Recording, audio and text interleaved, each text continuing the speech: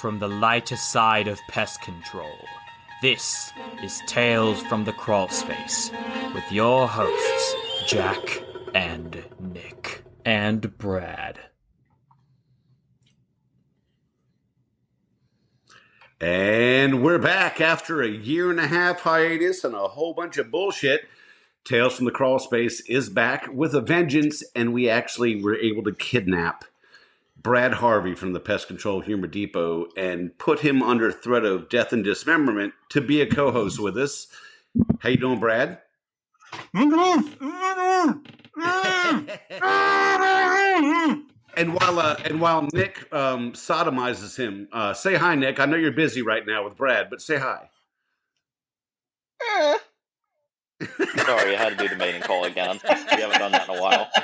Oh, I still have that audio file where it sounded like you were gurgling some love gravy. So we'll make sure we stick that one in the shows here somehow. We'll make that work. But we're back. We've been going for about 1.5 years. Whole bunch of shit happened. I think the Pest Control Humor Depot quadrupled in size. Nick decided to go off and try other things, and then realized that other things just weren't it for him, and came back to pest control. And I retired, so I can talk about it. I got 26 years worth, but I ain't doing it anymore. So I get to laugh at all y'all because I retired. Retired at 51, man. See, I actually got to retire before I had to have extra growths removed, as you know, from having pesticide in my system. Yeah, hopefully I can be that lucky. Yeah. Well, if you run a little light on skin tags, Jack, I got you covered. Well, I'm a diabetic. I got enough of those. It's that extra eyeball in the back of my head that I decided to keep because I told my son I had one and he didn't believe me. So I'm just going to keep that shit back here. So yeah. And the second penis does come in handy. That's right. 3 more and your pants will fit like a glove. Oh, you're damn right, man. I tell you, it just looks like a little dozen roses fanned out in my crotch there. So nice. Well, so what happened? Nick, which I'm sure we're looking forward to hearing about. Nick had a falling out with the place he was with, and he decided, "Fuck all y'all, I'm going home," like Eric Cartman, and went on to do something else. And I want to hear all about that, Nick. I know everybody else does too. And I had a whole bunch of shit happen from moving back from Pennsylvania to Virginia, and a bad relationship shit.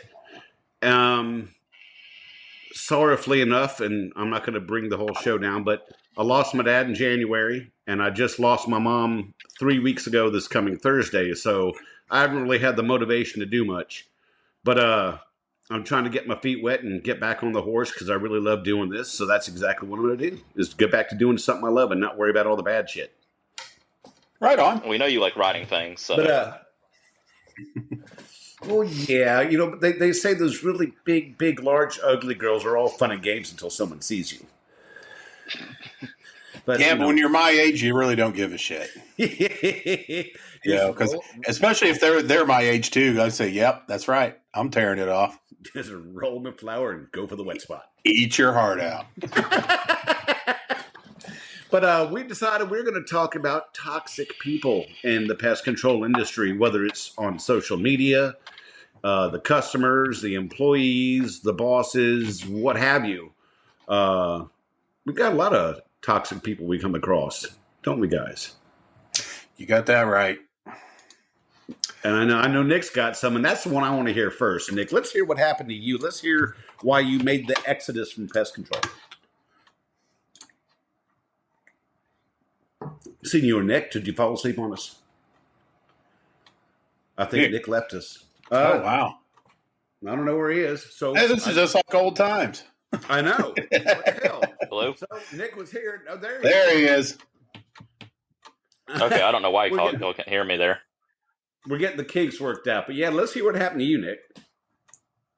All right, so what had happened to me, go back to last June, July, like last year, just kind of got fed up with my company. Was getting fed up with the alpha staff being absolute fucking trash. Deciding to give you 15, 20 minutes on a stop that was like a, big old mansion, 3-story mansion. I'm like, oh no, you only have 15, 20 minutes. Not trusting in you, not trusting you know what you were doing. Office staff just not listening to you when you say, hey, I need more time here to get stuff done. They're like, oh, okay, and then give you more time. Got really tired of them packing the schedule down. That company, it was an average of like 20 stops in a day, with 15, 20-minute drive times for all those stops. Oh, man, I'm real familiar with that shit. Yeah, so it was to the point where I was like, I can't do anything. The pay was horrendous, absolutely horrendous. I started out making so basically what it was you would get paid $1,000 every 2 weeks, but it was like basically $2,000 every month because that 5th week in a month wouldn't count. You would get some bonus pay. But how they're what do you call it? Not the doing your work and everything. Can't think of that word. Commission pay was explained to me 70 different ways. I didn't understand it. You had to make a certain money in your route, and they were paid. Never very clear on how it worked. Brad, it sounds like he was being paid on a draw, where you got front loaded, and if you didn't make it up in your production, you didn't get shit on top of it. Right? Yeah. It was, back when I was working for the Big Green Tea, that's how it was set up originally. We had a draw, and back when I started, which was 30 years ago, that draw was $1,200 a month. Believe it or not. And if you didn't produce up to that draw, that's all you got. And then if you produced over it, you would get a certain percentage of it. I can't remember what it was. It's 30 fucking years ago. But that's when, after that, that's when they started getting weird with it. It's like, okay, yeah, you still have your draw, but then you've got, you give this certain percentage, but if you're canceled for this, then you get this percentage. Now, if you produce way more than your draw, then we're going to cut that commission percentage back as well. Don't even fucking ask us about overtime because it ain't going to happen. That kind of stuff. And you needed a translator, you needed a seeing eye dog, and you needed lots and lots of drugs to figure it out. I think the HR people, when they come up with that pay plan, just got back from a mushroom retreat in Arizona because nobody could understand it. After a couple of years of doing it, you finally got the hang of it, and you'd start to make bank. And then the minute they saw that, it's like, oh, we're going to change it. Now it's going to be this, this, and this. And yeah, it gets crazy. Just fucking pay me. That's all I ask. Yeah. Well, with the hours you were talking now, about, they pay me hourly rates, and well, yeah, I mean, they pay me an hourly rate where I'm at now, and give me a guaranteed 40. Mm-hmm. Well, that's awesome. That is awesome. If your dollars per hour pay is in line, yeah, that's great. Because not only that, when you're on a commission structure, when you go out and do extra services, recalls, things like that, you're not getting paid. And if you're on hourly, you are. And then it puts it, that puts the onus on not just the managers, but the technicians themselves, just to make sure you don't have those recalls because they get expensive. But, it is what it is. Well, you figure, what Nick, you were saying, 20 stops a day with a minimum of 20 minutes or maximum of 20 minutes just to be able to get it done to get to the next one with a 15-minute drive time. That's 11.6 hours a day, and that's optimal. With 15-minute drive time, with no stops to eat, whatever. So you're killing yourself for fucking pennies. Mm-hmm. I don't blame you. But so Nick, keep on going. We cut you off. Go ahead. Yeah, and I wasn't, working that many hours. No, that's fine. That's just days, but it was like a lot. Well, Nick has to get closer to the all over the upstate. It was just kill you. And the management and the training was god awful.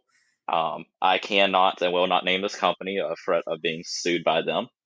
But for German roaches, if German roaches were bad enough in a place, they told us to use Termidor SC. Oh no! Inside. No! Oh God, no!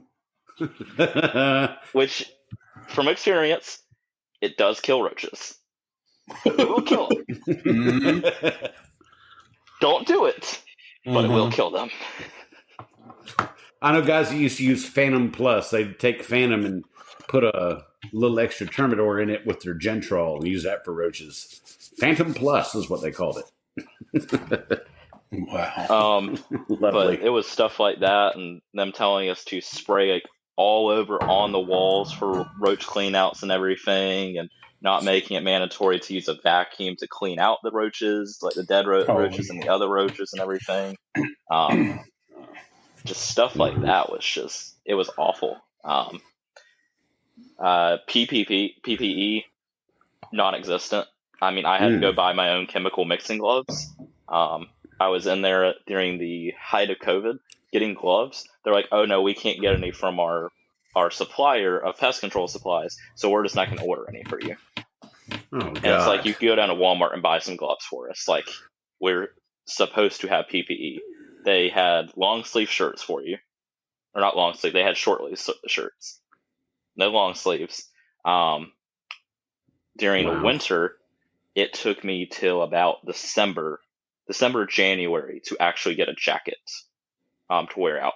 Which, it doesn't get terribly cold here, but like at the same time, getting up early in the morning, it's still pretty chilly outside. I don't want to be freezing my ass off. I'm not a very like both of y'all, I don't have much thing to keep me warm. He's trying to say he's not fat. Yeah, yes. He did it very politely too. Thanks, Nick. You're welcome. I can eat like 20 cheeseburgers and I'm not going to my ass isn't going to jiggle. Oh, I'm probably going to lose weight. That's going to catch up to you. That's right. Oh, I know. That's why I eat like shit right now, because I can. Well, you got to have that woman that wants to take a bite at your ass. You remember the one with the federally funded titties? Oh my God, right. I forgot about her. Yeah.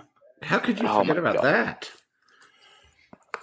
I mean, that was your monthly booty call. How'd you? Oh yeah. That? In fact, I still go in the office every morning. I was like, "What's up, beach motherfuckers? Beach motherfuckers." Yeah, that's going to get a quick mention when it comes to toxic people. I mean, I know it's already on another episode, but it's going to get a mention. I mean, I do have some reference for her. Like every time I go to piss, it fucking feels like pissing out shards of glass. So, she did leave me some memories. A little something to remember her by. Lovely. Yeah, that's right. That, and I had like a bunch of friends that I was able to build a whole sandcastle for my crotch. Just took a comb, scooped them out, put them right on there. Just have a little beachfront crabs all over the place. Yeah, those are the kind of crabs that do not go good with butter. Have you tried it? Some ball butter. Enjoy your dinner, folks. Oh my God! So yeah, so Nick, you ended up going to Amazon for a while, didn't you? I went to Amazon for a little bit, and then I was like, "Oh, this is shit." It was still better than where I was working. I was making more money.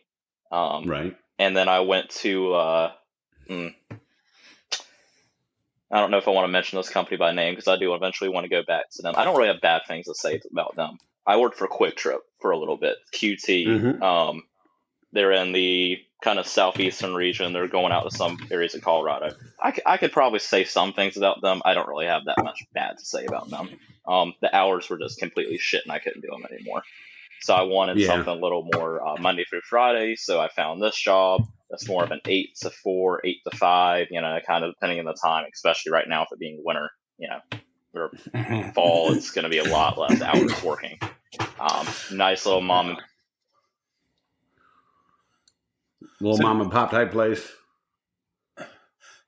So Nick, did you come back? The big question is, why did you come back to pest control other than, it's the Monday to Friday job? You left it because of, sounds like, office level bullshit. You like the job, right? Oh, I love it. It's great. I like being by myself all day. Mhm. Getting to not deal with that many people. Like, oh, hey, how are you doing today? You having any issues? That type of thing. And then putting in my headphones, listening to a podcast, and just taking care of an issue or making sure an issue doesn't even exist. Nice. The I think way there's a they lot do of things here. I think there's a lot of guys out there that can say that. I think probably one of my favorite parts of the job. Yeah, I'm a branch manager, but my ass is in that car all the time. Oh, For one yeah. thing, where you never have enough people, and you always have too much work to do. So, Yeah. and just the time that I have alone in the car driving from one stop to another, sometimes it's dangerous because you reflect on things, and sometimes you reflect a little bit too much, and then you start thinking weird shit, and then and then next thing you know, you're balled up in a field somewhere with just your underwear on, just crying your eyes out. Well, Or so I hear.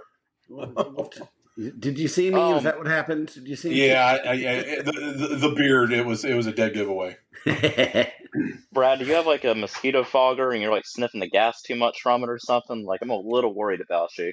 That's usually how I end up in one of those situations. It's the No. ULD BP 500 is what it is. Actually, guys, it's neither of them. My office, my branch is in a strip office, and right next to us we have a printer. So yeah, the fumes from the solvents and the inks and stuff, the toner waft over into my HVAC and just go right into my office. And one time I thought I was a goat. It was great. It was great until I ate the accounts receivable report I was supposed to be working on, and it wasn't so great after that. Man, I got to tell you, when it comes to what you were saying about being the branch manager, believe me, I've been a branch manager, district supervisor, service manager, you name it.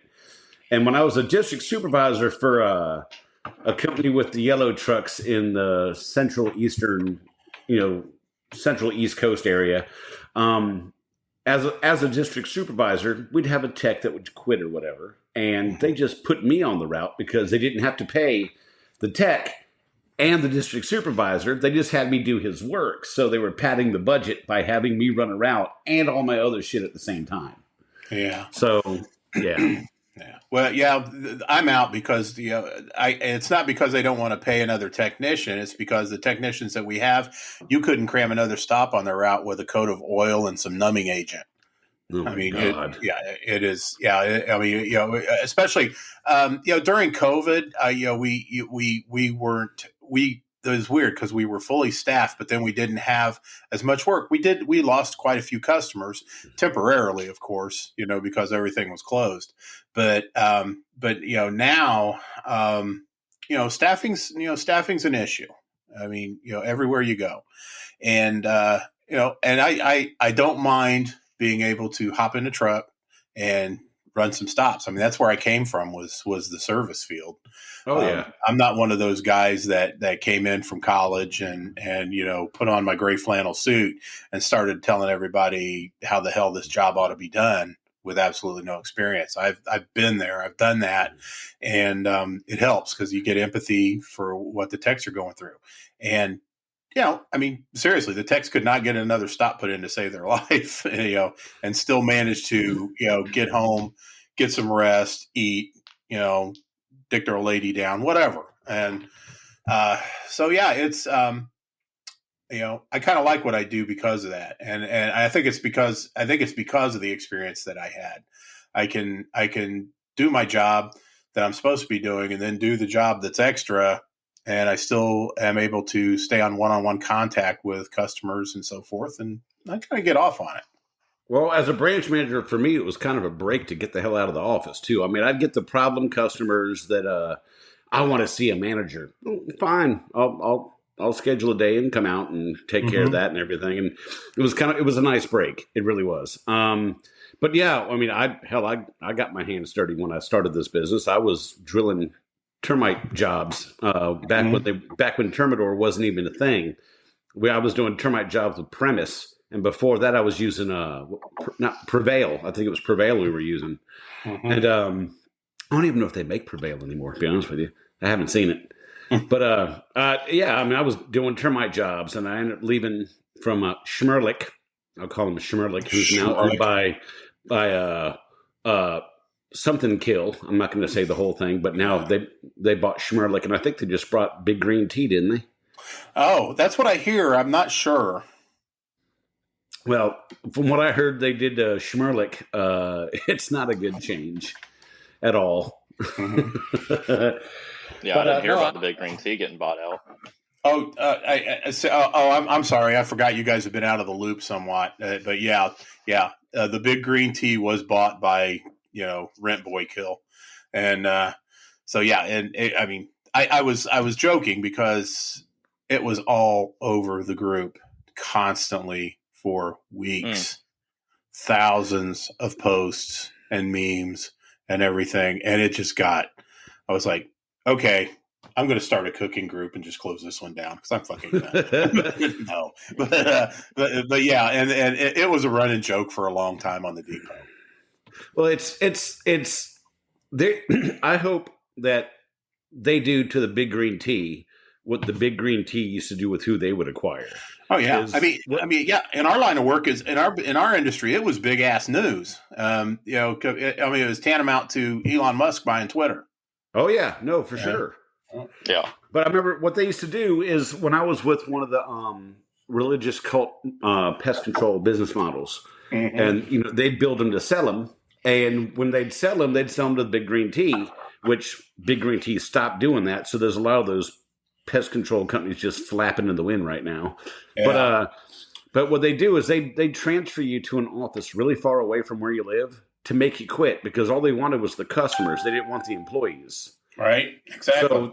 So they'd say, oh, okay, yeah, you're up in Baltimore. We're going to send you down to Alexandria, which is an hour and a half drive with normal traffic and like 3 hours in bad traffic. We're going to send you to the Alexandria office. Show up there tomorrow morning at 6 a.m.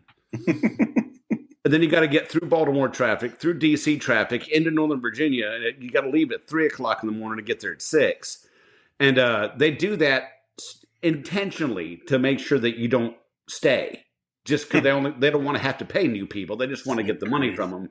But the problem is that these the religious cult pest control companies would go into PestPack and reactivate every single canceled customer because they got paid on the amount of accounts that were transferred over. And if those customers didn't cancel in that next quarter, they wouldn't get back charged on it. So some people would get a service and not even know. Holy shit. And so they ended up getting paid on it.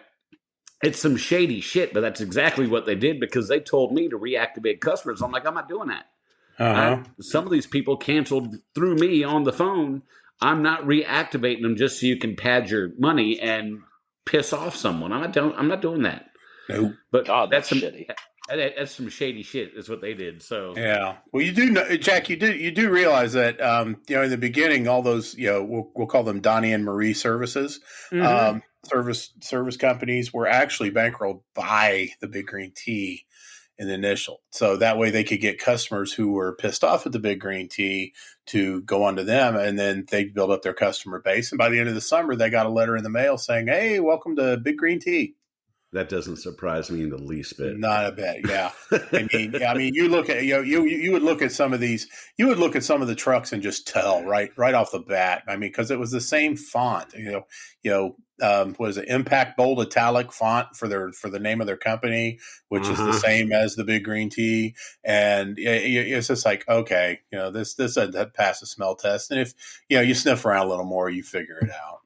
But see, Nick got lucky because he's just been working for more mom and pop places, established mom and pops, which I tell you, I think sometimes that's the best way to go because there's a mentality at a company like that where in some companies, I guess the first one Nick was with wasn't quite that way. But the first one definitely didn't have that mentality. The second one definitely, I mean, everything points to it being very, very good and treating us very well, and just I don't feel like it's a scam at all. That last one was definitely a scam, and they would scam their customers. They would tell us, and don't worry about doing that service, or just kind of make it seem like you're doing something, or like way underpriced stuff. I mean, what they did is they underpaid us and then underpriced other people so they could get more accounts, so they could pad their pockets. Oh, so yeah. So the owner's wife could drive a Cadillac.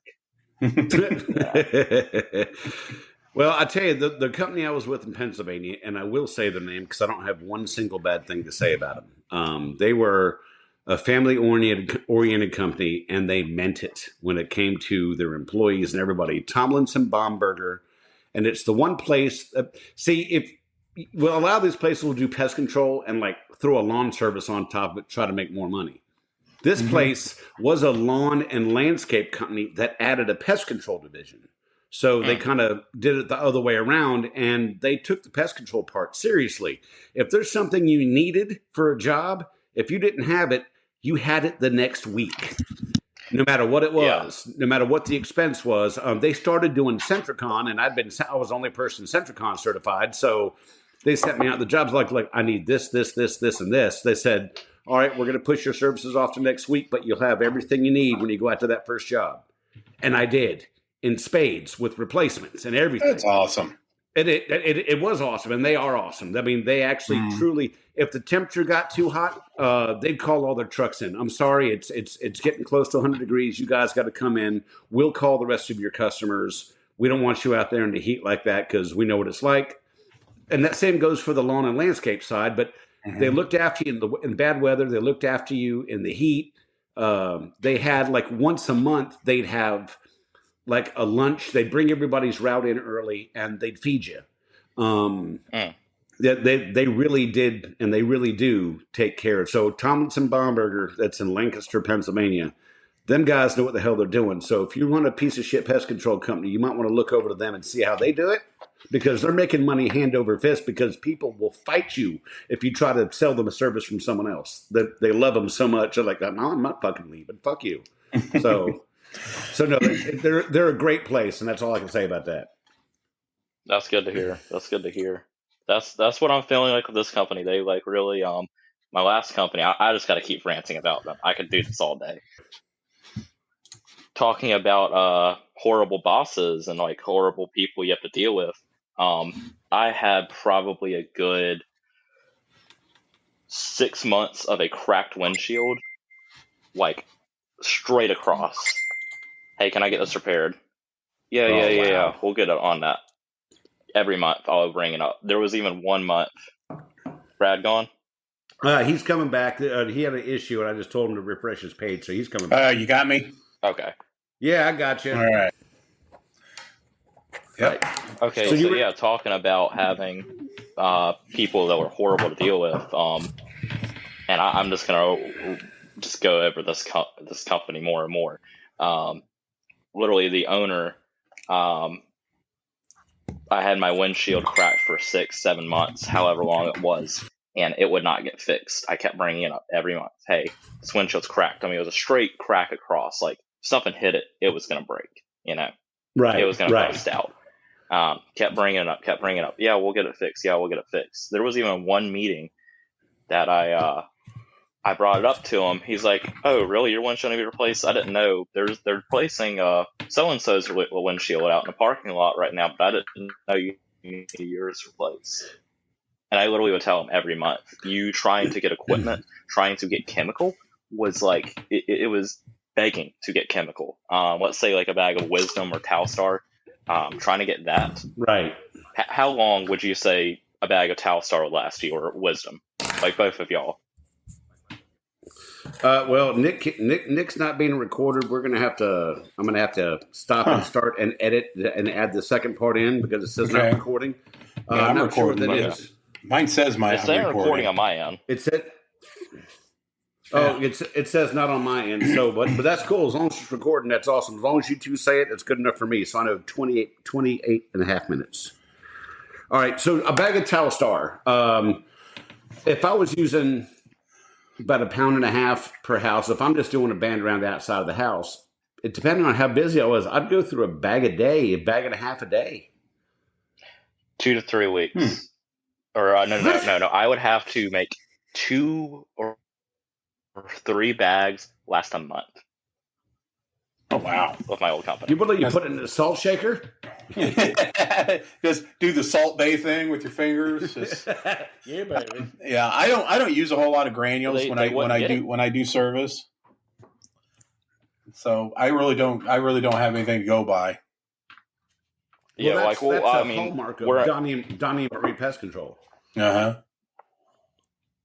Go ahead, Nick. I mean, that's how they've told me to do is make sure you use granular and to do a spray on the building itself on the perimeter. But yeah, like they're never lasted there. Getting chemicals, I mean, it was like fighting to get chemicals, and they were like, "Oh yeah, make sure you order enough," and then they wouldn't order you enough. The place I'm at now, you need a chemical, just go by the office and pick it up. Make sure you sign it out. There, Sweet. company That's I was awesome. before, you got it like once a month, and that's it. Getting equipment there, it was a pain in the butt. It's like, hey, I really need this thing to do my job properly. Okay, we'll try look at getting it. I mean, it was just such a pain, and it made me feel like, they're not giving you the tools to do things properly. The place I'm Right. at now, if I ask for it and they're like, yeah, you need it, we're gonna get it to you right then and there. They're like, yeah, Just we'll use get it in a this couple cheap, days. just use the cheap plastic sprayer with no actual spray pattern. Just go ahead and use that. It's cost us $5. Oh my you gotta gosh. be very careful with it because it's the only one you get. And they even Was somebody just being attacked by a guy in his underwear wielding a hammer? Yeah. Well, if that's what you call attack, I'm sure some bondage and dominance things call it attacking, but I think he was more like getting sunk into the back axle. Yeah. I just heard a lot of commotion. I thought there was a home invasion going on or something. No. I had to throw something in the trash. I'm still getting used to my new environs. So, but no. So we've got asshole companies for sure. Asshole bosses. I know, Brad. I'm sure, Brad, you've got a story about an asshole boss when you started in pest control. Oh, goodness gracious. I think I've blocked out some of the early years, but I've had some serious asshole bosses. I don't have any asshole bosses right now. But back in the day, I had one particular asshole boss. I worked in the commercial division of the Big Green Tea, and we lost a big account because of my telling the truth to a board of directors for a major healthcare facility regarding the condition of their kitchen. Their dietary manager fired us, and next thing I know, I was sent over to manage the service department in the residential division. The branch manager over there was a complete and total asshole, and basically would just manage by the seat of his pants, would berate the technicians. Wow. Had absolutely no regard for timing and so forth. Back then, we carried the Nextel phone walkie-talkie type things.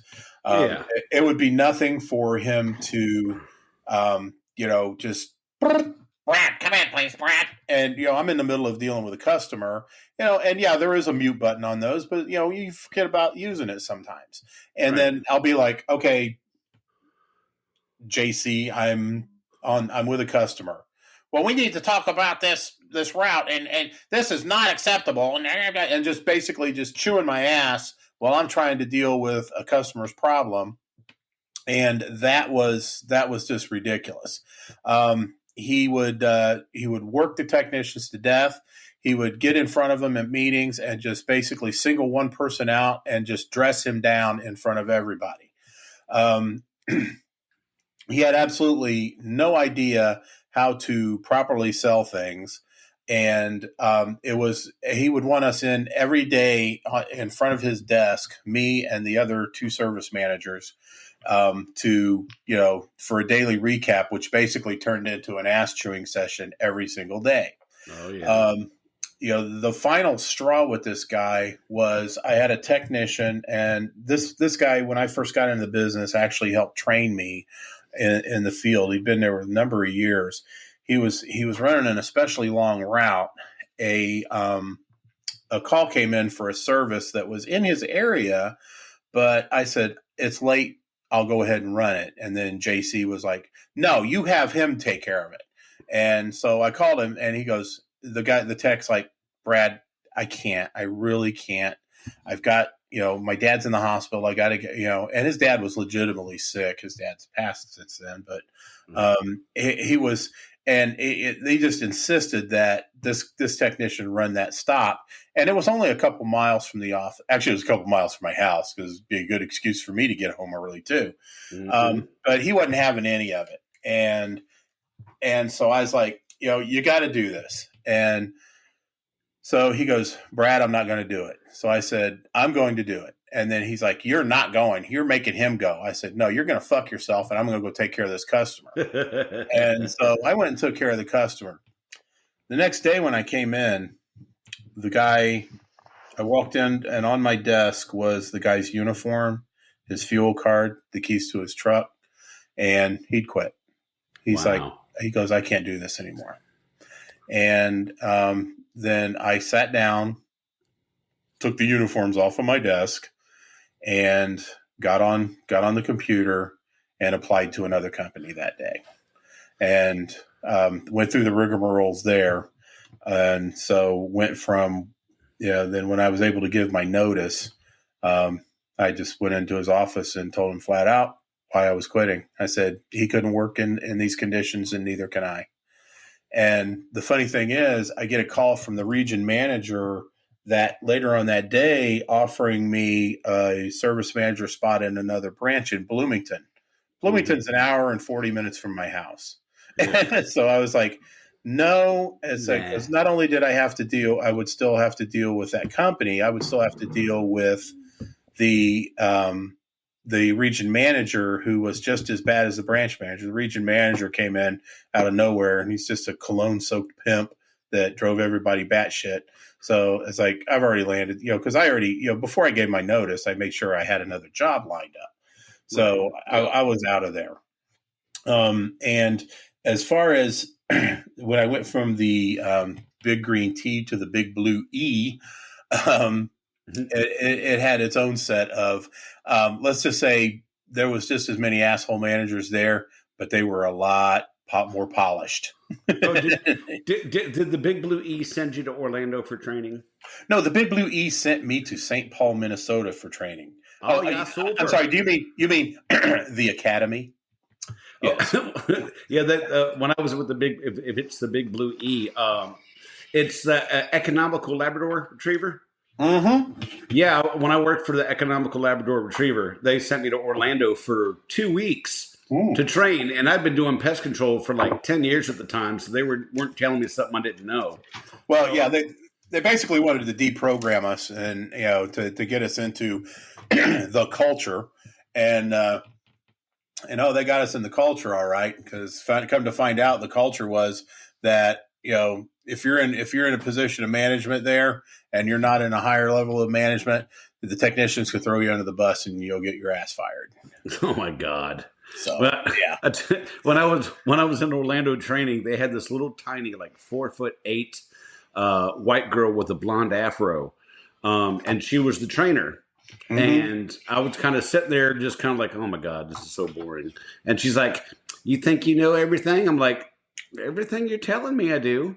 Yeah. So I'm like, I said, I'll tell you what, you give me the tests up front. And if I ace all the tests, I get to go back to the hotel room and hang out while you do these classes. She goes, but I want you to show up for the drain cleaning and all the Darden accounts. That's fine. I'll show up for that. So she gave me all the tests. I aced every one of them on the second day, and I spent a week and 5 days hanging around a hotel room in Orlando, just doing what I'd take the company truck, drive to Daytona. Okay. Hell, that's awesome. That's great. Yeah, not me. I was stuck. It was February when I was up in St. Paul. Good times. I mean, we lived in a bubble. Basically, we went from the hotel, went in a covered walkway to the Ivory Tower for training, and then back to the hotel, and which is fine because it was like it was like witch's tip below zero at the time, and so I was okay not going outside. Well, I tell you, I think Nick can probably sympathize with me, being that you're a little farther south than I am, Nick. When I was in for the economical Labrador training in Orlando, It was right before Christmas, and we had like Santa Claus in Bermuda shorts. I'm sorry, I don't care who you are. You should never see Santa Claus's kneecaps. That's right, because Santa Claus always forgets leg day. Well, yeah, and so Nick, is it like that where you live? You get Santa Claus in like a Bermuda shorts and a Hawaiian shirt type of thing. Kind of. Usually on Christmas Day, it's like either warm to the point where it's kind of annoying, or it's raining. Oh, lovely. Yeah, it's not warm. It's not cold enough to do a fire, but it's not like warm enough to like really go outside. Or it's raining. Ugh, that rain on Christmas, lovely. That's that's like a turd in your oatmeal. Yeah. It's just pretty often a thing here. I had a asshole for a boss with Schmerlich, and I'm going to call him a boy named Sue because he's a guy that had a woman's name. So a boy named Sue, if you had a dispute with him, like you didn't agree with how a service was supposed to be, because this guy ran a newspaper route. That was his job before he before he bullshitted his way into a branch manager job. And you tell him how something needed to be done. If he didn't agree with you, he'd send you home without pay. And he kept doing that to a lot of technicians, and he was taking the petty cash box home with him every night, which was weird because we had a big old safe in the office. And then there'd be regional managers would keep showing up and wondering what's going on with the petty cash and what's going on with the route production and stuff like that. And he'd blame everybody else but himself. So when I finally got tired of dealing with his shit, I, having had met the owner and the vice president of the company and was on regular speaking terms with them, wrote them both a ridiculously long letter detailing every single thing that a boy named Sue had been doing. And at the end of that letter, I submitted my resignation from the company. And the guy who trained me, Tom Lewis, fantastic fucking guy, nuttier than the turds at the Ann's House of Nuts type place. This guy was batshit crazy, and it was awesome. He was standing out back smoking a cigarette out behind the shop when a boy named Sue walked out the back door with a box with all his shit from his desk in it. He looked at Tommy Termite and goes, "Man, Jack can sure write a letter."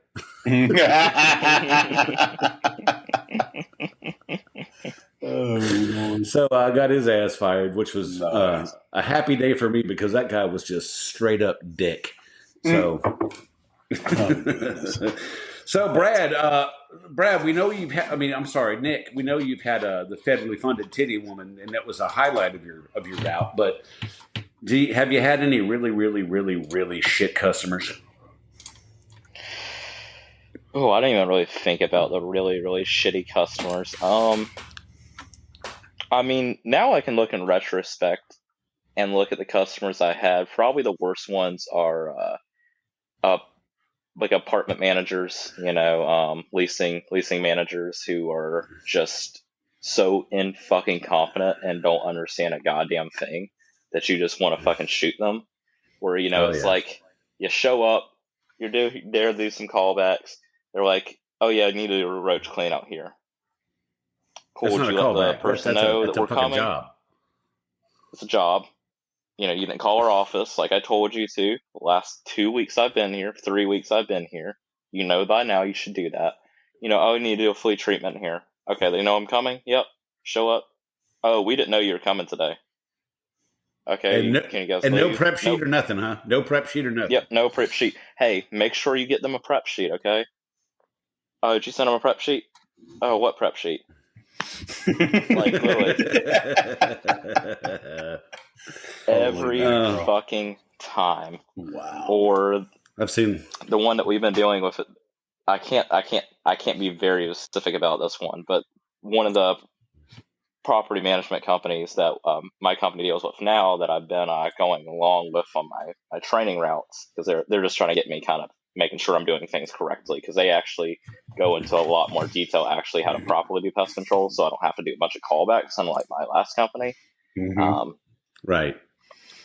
But they'll all right, yeah, I need the keys for this and this unit. Okay, comes back, just gives you keys. no numbers on them, no label. Just here's some keys. Like, okay, thank you, dumb fat bitch. Like, how the fuck am I supposed to know what figure it these out. keys go to? Just figure it out. Like, what the fuck? Just guess. My favorite apartment was when I'd go there and they would give me a pile of keys that were dumped into a dog bowl. Oh my God. And I am, I like to consider myself a pretty perverse individual, but that was a level of submission that I didn't want to take part in. And so I would always bring in an empty box of Liquitox, and I would just take that dog bowl. I would dump the keys into that, and I would hand it back the dog bowl. I said, "You can eat out of this. I'm not going to," and go out and do my stuff. Thank you, Scandia Apartments. Oh, lovely. Oh, yeah, they were. Yeah, because it's like, I'm sorry. This. Dealing with apartment people is demeaning enough. It's like you're going to hand me a dog bowl. What's next? A collar and a butt plug. It's like, sorry, it's not. I'm flattered, maybe a little curious, but I just don't have the time. So let me kill your bugs. Well, I got to tell you, conversely, and I actually didn't mention this part about why I got out of business, but I'll get to that here in a minute. But when I was with a company and they're a great company, so I'll say it because they're fucking awesome, is Pest Now in Ashburn, Virginia. And I was running a commercial route, which I fucking loved because I didn't have to worry about, anybody else. It was just me, my route, commercial stuff, no butt nugget homeowners, nothing like that. But I had this apartment complex, and they gave you this box that looks like the cardboard boxes that you store baseball cards in, the big long ones. Uh-huh. And you ever seen those little square key fobs that like hang in a lockbox? This little square, like white cardboard. Yeah, with the little notch in them. Yes. Yeah. What they do is for each apartment building, they'd hang them on the side of the box in order. So I could just walk there with the box and go, oh, this one, oop, this is the next, this is the next. And we made it think so fucking easy. Yeah. They actually took the time to do that. I was like, oh, that's fucking awesome. I love you guys. Yeah. Unfortunately, the apartments I do, it's like, okay, they'd have those tags, but it'd say, okay, now key 12 is for apartment 62. Key 8 is for apartment 486. I was like, how do you guys keep track of this stuff? And they're like, we don't.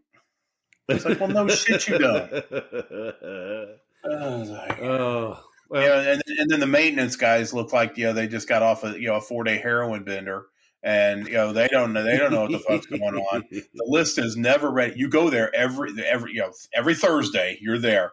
Oh, the list is not ready, or we can't find the logbook, or so and so's dealing with a clogged up toilet. Can you wait? Wait outside. And it's like, no, everybody in here can kiss every bit of my ass. Get me a fucking list. Give me the keys so I can get this done for you. It's like pest control. It seems to be an afterthought until a tenant just like really raises holy hell or the state gets involved. Then all of a sudden, they got all kinds of time for you. Oh, of course they do because it's their ass. Mm-hmm. Exactly. No, I have some that literally, it was one office you went to, but it was like 7 different fucking like apartments, townhomes, whatever, in downtown Spartanburg. I can't be more specific than that, but you had to deal with all of these, and they would just give you a box full of keys. It was like, here, wouldn't have labeled or anything, so they wanted you to go for the keys individually. So what we would do, and I was eventually just like, fuck it, I'm going to knock on people's doors. They answer. They don't answer. Fuck it, they're not getting the service because y'all don't care enough to give me the fucking keys organized. I'm not going to fucking do this shit. He was hanging paper. Well, I don't blame you. I mean, so you're saying it was like one management office for like several different complexes? Yes, it was some Section 8 community. Oh, okay, I get it. And then they'll be like, yeah, you need to go in here and do this. And then I'm getting flashbacks right now. I've blocked all these memories out. Of these Breathe, Nick. Customers. Breathe. Yeah, these asshole customers. You go to an apartment complex, and they'll just be like, yeah, they didn't come last week.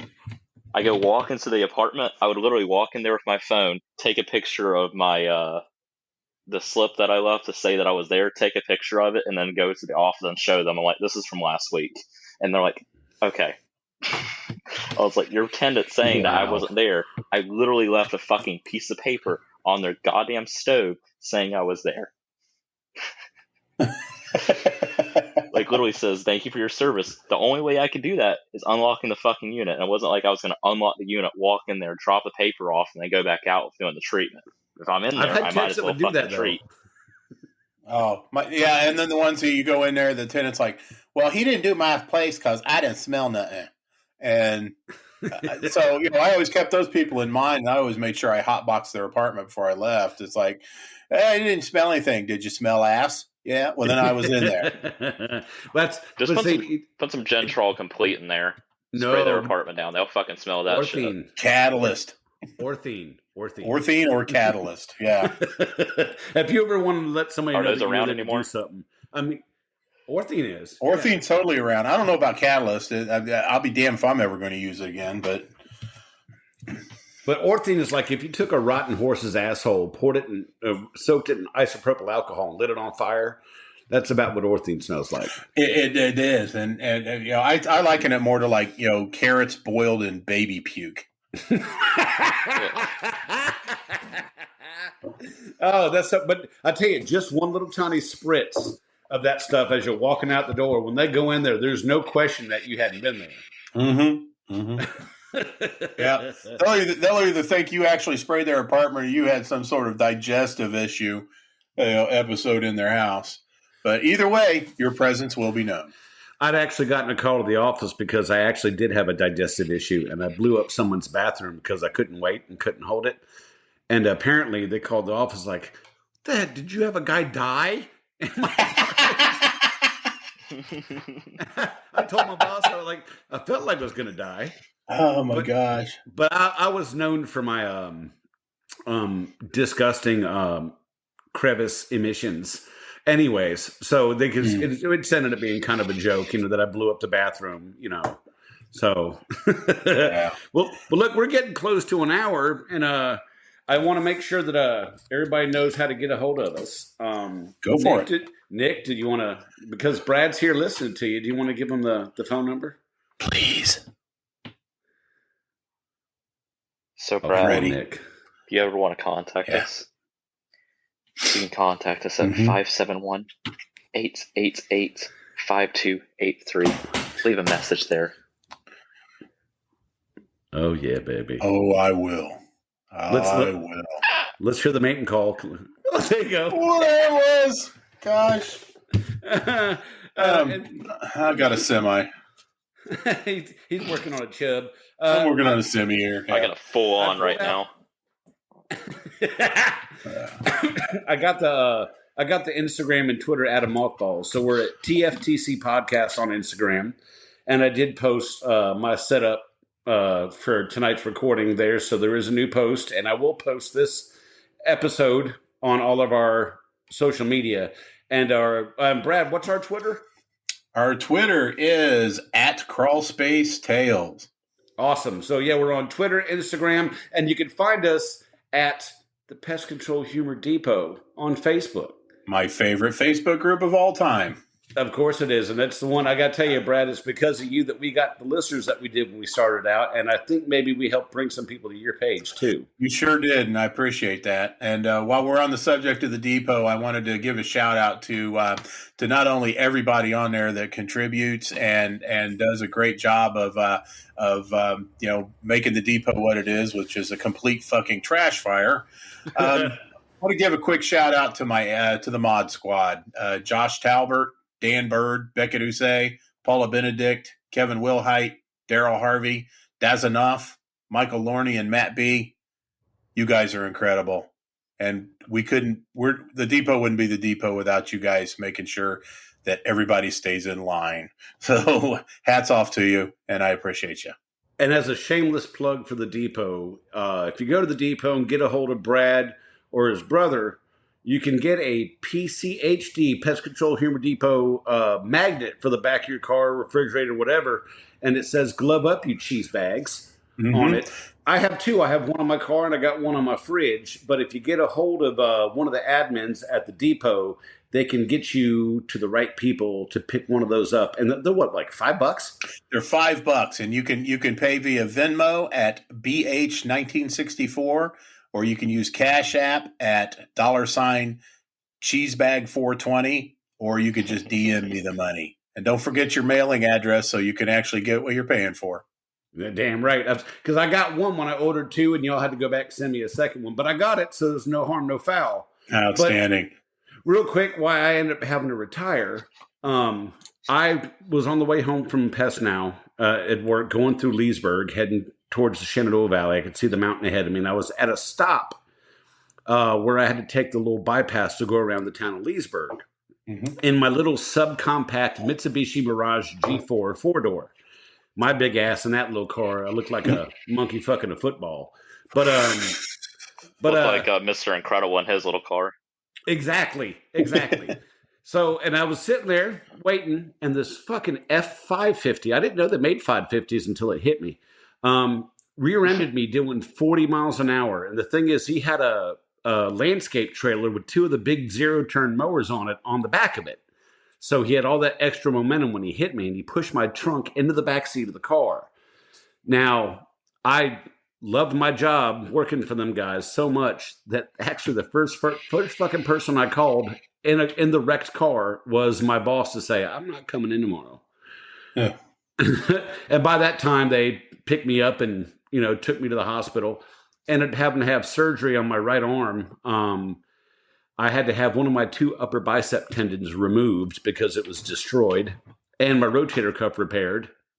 And that alone is 6 months of recovery for a shoulder surgery like that. Mm-hmm. And because I had that one tendon destroyed, before I knew I had to have surgery, I tried going back to work. And when you're doing commercial pest control, you're trying to move around kitchen equipment and shit. And that wasn't working, because if you got one tendon doing the work of two, it's like someone puts a blowtorch on your arm when you try to lift stuff. Oh, shit. And so I couldn't do it, but I got one heck of a settlement from that, and then the other depressing stuff that happened. So I don't have to anymore, which is fine. But it's not that I don't think about it and I don't miss it, because I do. But that's why I've been out of the game, as it were. But believe me, I've got more than enough years to talk about shit. So. Well, Jack, we're glad you made it through it, and we're glad to also very glad that you decided to revive Tales of the Crawl Space. Oh, I'm looking forward to it. We're going to have some great fucking shows. So I tell you what, Brad, how about you put it out to the guys on the depot what our subject for next podcast should be? All right, I can do that. I think that'll be an awesome one. And Nick, are you going to be with us for the next one? I think perhaps I will be. Yeah, you better be. Damn right, the Three Amigos. Yeah, absolutely. Gosh dang it, Bobby, you better be out here. You better be. Talking about kick pest your control ass. and pest control accessories. I'll tell you what. I'll tell you what. All right, you giblet head. Pocket Towel Star. All right, Nick, get us out of here. Oh, fuck. What was the ending of the podcast? I don't remember. I'll do it this time. You'll do it after that. Okay, everybody. Thanks for listening tonight. And y'all bug the hell off. See ya. Yeah. Thanks for listening to Tales from the Crawl Space podcast. You can find us on just about every single podcast outlet there is online. So be sure to subscribe, and we'll have a new episode next week. Don't forget, you can find us on Instagram at TFTC Podcast, on Twitter at Crawlspace Tales, and you can also find us on Facebook at the Pest Control Humor Depot. See you next week.